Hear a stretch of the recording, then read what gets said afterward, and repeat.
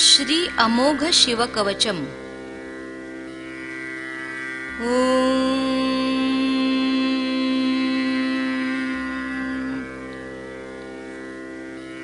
श्री गणेशाय नमः।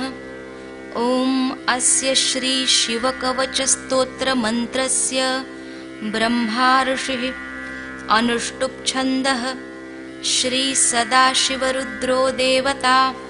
ह्रीं शक्तिः रं कीलकं श्रीं ह्रीं क्लीं बीजं श्री सदाशिव प्रीत्यर्थे शिवकवच स्तोत्र जपे विनियोगः। करन्यासः ॐ नमो भगवते ज्वलज्ज्वालामालिने।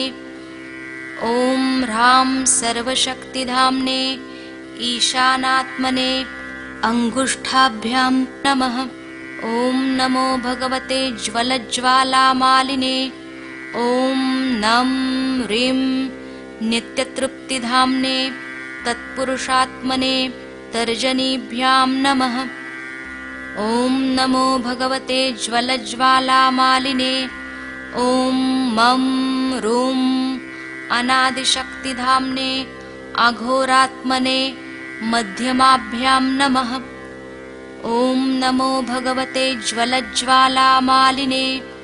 ॐ श्रीं ह्रैं स्वतन्त्रशक्तिधाम्ने वामदेवात्मने अनामिकाभ्यां नमः। ॐ नमो भगवते ज्वलज्ज्वालामालिने। ॐ वां रौं अलुप्तशक्तिधाम्ने सद्योजातात्मने कनिष्ठिकाभ्यां नमः। ॐ नमो भगवते ज्वलज्ज्वालामालिने। ॐ यं रः अनादिशक्तिधाम्ने सर्वात्मने करतलकरपृष्ठाभ्यां नमः। अथ ध्यानम्। वज्रदंष्ट्रं त्रिनयनं कालकण्ठमरिन्दमं सहस्रकरमत्युग्रं वन्दे शम्भुमुमापतिम्। ऋषभ उवाच अथापरं सर्वपुराणगुह्यं निःशेषपापौघहरं पवित्रं जयप्रदं सर्वविपत्प्रमोचं वक्ष्यामि शैवं कवचं हितायते। नमस्कृत्य महादेवं विश्वव्यापिनमीश्वरं वक्षे शिवमयं वर्म सर्वरक्षाकरं नृणां। शुचौ देशे समासीनो यथावत् कल्पितासनः जितेन्द्रियो जितप्राणश्चिन्तयेच्छिवमव्ययम्। हृत्पुण्डरीकां तरसन्निविष्टं स्वतेजसा व्याप्तनभोऽवकाशम् अतीन्द्रियं सूक्ष्ममनन्तताद्यं ध्यायेत्परानन्दमयं महेशम्। ध्यानावधूताखिलकर्मबन्धश्चरं चितानन्दनिमग्नचेतः षडक्षरन्याससमाहितात्मा शैवेन कुर्यात् कवचेन रक्षाम्। मां पातु देवोऽखिलदेवतात्मा संसारकूपे पतितं गम्भीरे। तन्नाम दिव्यं वरमन्त्रमूलं धुनोतु मे सर्वमघं हृदिस्थम्। सर्वत्र मां रक्षतु विश्वमूर्तिर्ज्योतिर्मयानन्दघनश्चिदात्मा। अणोरणीयानुरुशक्तिरेकः स ईश्वरः पातु भयादशेषात्। यो भूस्वरूपेण बिर्भीतविश्वं पायात् स भूमेर्गिरिशोष्टमूर्तिः। योपां स्वरूपेण नृणां करोति सञ्जीवनं सोऽवतु मां जलेभ्यः। कल्पावसाने भुवनानि दग्ध्वा सर्वाणि यो नृत्यति भूरिलीलः। सकालरुद्रोऽवतु मां दवाग्नेर्वात्यादिभीतेरखिलाच्चतापात्। प्रदीप्तविद्युत्कनकावभासो विद्यावराभीतिकुठारपाणिः। चतुर्मुखस्तत्पुरुषस्त्रिनेत्रः प्राच्यां स्थितं रक्षतु मामजस्त्रम्।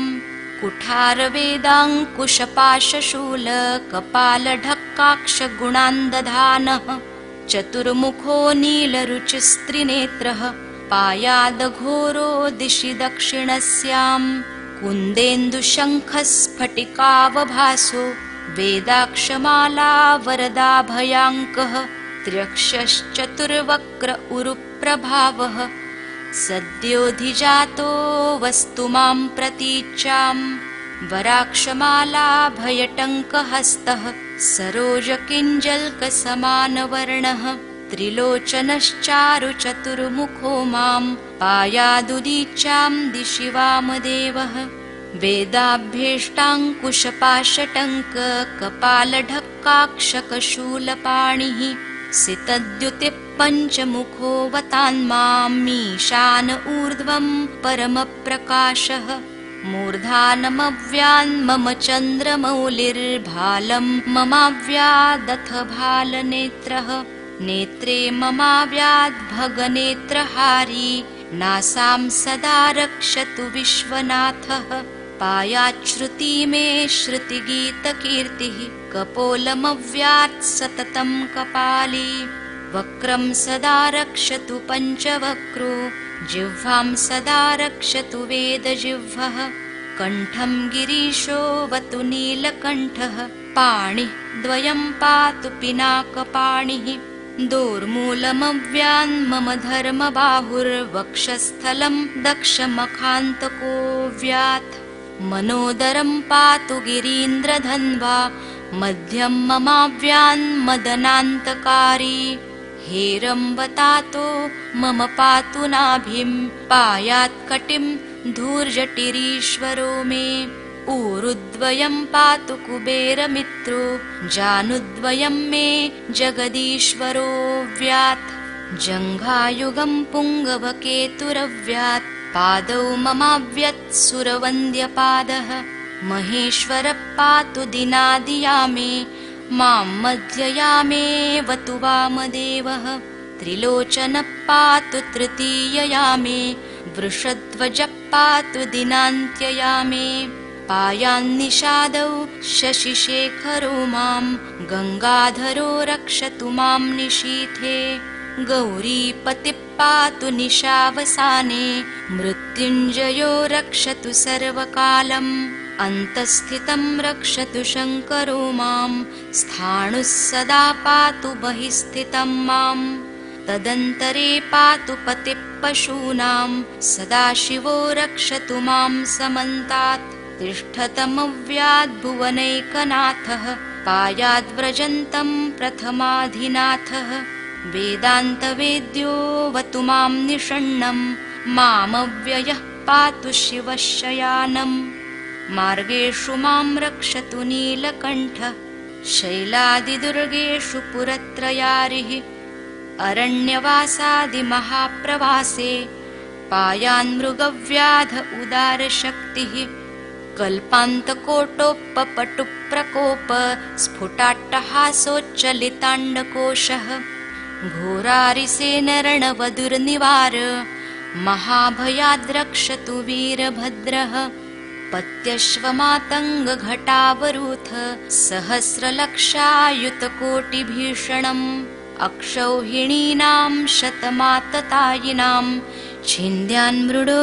घोरकुठारधारया निहन्तु दस्यून् प्रलयानलार्चिर्ज्वलत्त्रिशूलं त्रिपुरान्तकस्य शार्दूलसिंहर्क्षवृकादिहिंस्त्रान् सन्त्रासयत्वीशधनुः पिनाकः दुःस्वप्नदुःशकुनदुर्गतिदौरमनस्य दुर्भिक्षदुर्व्यसनदुस्सह दुर्यशांसि उत्पाततापविषभीतिमसद्ग्रहार्ति व्याधिंश्च नाशयतु मे जगतामधीशः ॐ नमो भगवते सदाशिवाय सकलतत्त्वात्मकाय सर्वमन्त्रस्वरूपाय सर्वयन्त्राधिष्ठिताय सर्वतन्त्रस्वरूपाय सर्वतत्त्वविदूराय ब्रह्मरुद्रावतारिणे नीलकण्ठाय पार्वतीमनोहरप्रियाय सोमसूर्याग्निलोचनाय भस्मोद्धूलितविग्रहाय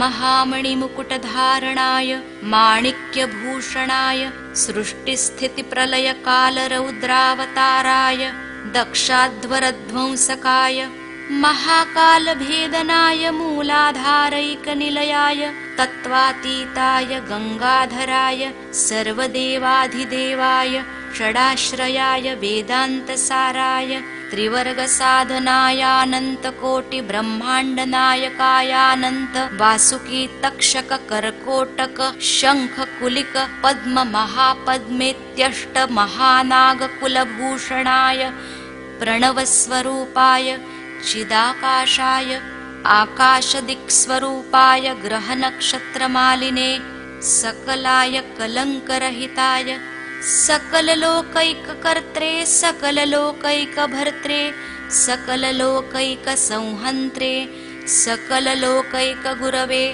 सकललोकैकसाक्षिणे सकलनिगमगुह्याय सकलवेदान्तपारगाय सकललोकैकवरप्रदाय सकललोकैकशङ्कराय शशाङ्कशेखराय शाश्वतनिजावासाय निराभासाय निरामयाय निर्मलाय निर्लोभाय निर्मदाय निश्चिन्ताय निरहङ्काराय निरङ्कुशाय निष्कलङ्काय निर्गुणाय निष्कामाय निरुपप्लवाय निरवध्याय निरन्तराय निष्कारणाय निरन्तकाय निष्प्रपञ्चाय निस्सङ्गाय निर्द्वन्द्वाय निराधाराय निरागाय निष्क्रोधाय निर्मलाय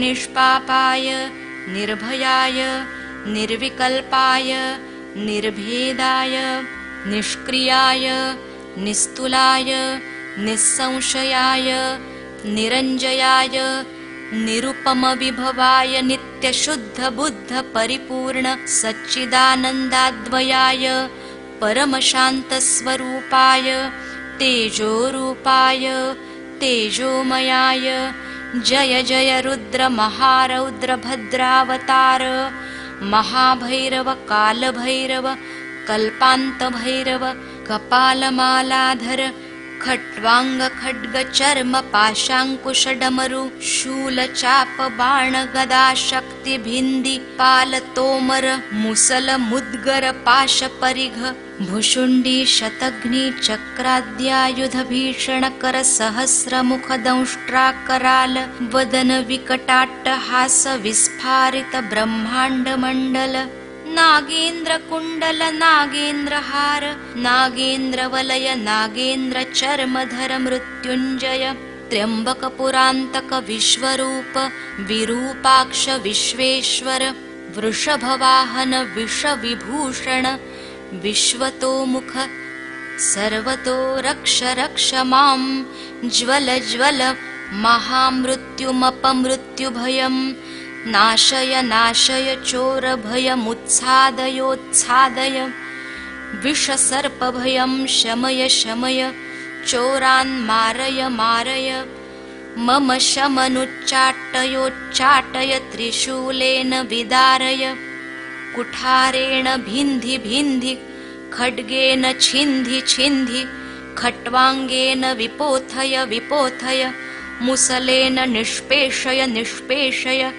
बाणै संताडय संताडय रक्षांसि भीषय भीषय शेषभूतानि निद्रावय कूष्माण्डवेतालमारीच ब्रह्म राक्षसगणान् सन्त्रासय सन्त्रासय ममाभय कुरु कुरु वित्रस्तं मामाश्वासयाश्वासय नरकमहाभयान् मामुद्धर सञ्जीवय सञ्जीवय क्षुतृङ्गभ्यां मामाप्याय आप्याय दुःखातुरं मामानन्दयानन्दय शिवकवचेन मामाच्छादयाच्छादय मृत्युञ्जय त्र्यम्बक सदाशिव नमस्ते नमस्ते नमस्ते। ऋषभ उवाच इत्येतत्कवचं शैवं वरदं व्यावृतं मया सर्वबाधाप्रशमनं रहस्यं सर्वदेहिनां यः सदा धारयेन्मर्त्यः शैवं कवचमुत्तमम् न तस्य जायते क्वापि भयं शम्भोरनुग्रहात् क्षीणायु अप्राप्तमृत्युर्वा महारोगहतोऽपि वा सद्यः सुखमवाप्नोति दीर्घमायुश्च विन्दति सर्वदारिद्र्यशमनं सौमङ्गल्यविवर्धनम् यो धत्ते कवचं शैवं सदैवैरपि पूज्यते महापातकसङ्घातैर्मुच्यते चोपपातकैः देहान्ते मुक्तिमाप्नोति शिववर्मानुभावतः त्वमपि श्रद्धया वत्स शैवं कवचमुत्तमम् धारयस्व मया दत्तं सद्यः श्रेयो यवाप्स्यसि सूत उवाच इत्युक्त्वा ऋषभो योगी तस्मै पार्थिवसूनवे ददौ शङ्खं महारावं खड्गं चारिनिषूदनं पुनश्च भस्म सम्मन्त्र्य तदङ्गं परितोऽस्पृशत् गजानां 600 द्विगुणस्य बलं ददौ भस्मप्रभावात् सम्प्राप्त बलैश्वर्यधृतिस्मृतिः स राजपुत्रः शुशुभे शरदर्क इव श्रिया तमाह प्राञ्जलिं भूयः स योगी नृपनन्दनम् एष खड्गो मया दत्तस्तपो मन्त्रानुभावितः शितधारमिमं खड्गं यस्मै दर्शयसे स्फुटम् स सद्यो म्रियते शत्रुः साक्षान् मृत्युरपि स्वयम् अस्य शङ्खस्य निर्ह्लादं ये शृण्वन्ति तवाहिताः ते मूर्छिताः पतिष्यन्ति न्यस्तशस्त्राविचेतनाः खड्गशङ्खाविमौ दिव्यौ परसैन्यनिवासिनौ आत्मसैन्यस्य पक्षाणां शौर्यतेजो विवर्धनो एतयोश्च प्रभावेण शैवेन कवचेन च 2,600 नागानां बलेन महतापि च भस्मधारणसामर्थ्याच्छत्रुसैन्यं विजेष्यसि प्राप्य सिंहासनं पित्र्यं गोप्तासि पृथिवीमिमाम् इति भद्रायुषं सम्यगनुशास्य समातृकम् ताभ्यां पूजितः सोऽथ योगी स्वैर्यगतिर्ययौ इति श्रीस्कन्दपुराणे 81 तृतीये ब्रह्मोत्तरखण्डे अमोघशिवकवचं समाप्तम् साक्षात् श्री आदिशक्ति माताजी श्री निर्मला देव्यै नमो नमः। ॐ